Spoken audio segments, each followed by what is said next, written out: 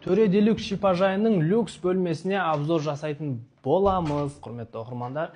Өмір сүруіне барлық жағдайларды жасап қойған. Шкаптары да өте көп, дивандары өте жұмсақ. Мұнда 2 адамдық спальня қарастырылған, және мұнда теледидар, бір қаратчыр, 2 жаққа да бұрып қарай бересіздер. Уборный. Уборный. Бір қарап шығыңыздар. Жағдай өте жақсы жасалған, ыңғайлы, уютный, мрамор, таза мрамор, пластик емес. Және мұнда сейф бар, құрметті оқырмандар. Өздеріңіздің құнды бағалы дүниелеріңізді осында сақтап, беймарал ем алып, дем алып кете бересіздер ғой. Жалпы енді бұл люкс бөлме болғандықтан балконсыз болмайды. Сарыағаш қаласына әдемі көрініс ашылады.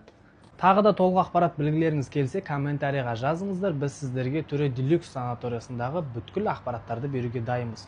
Көкейіңіздегі кез келген сұрақты қойыңыз, біз сіздерге жауап беретін боламыз. Ал егер сіздер бронь жасағыларыңыз келетін болса, төмендегі нөмірге хабарласыңыздар, сіздерге бронь жасайтын болады.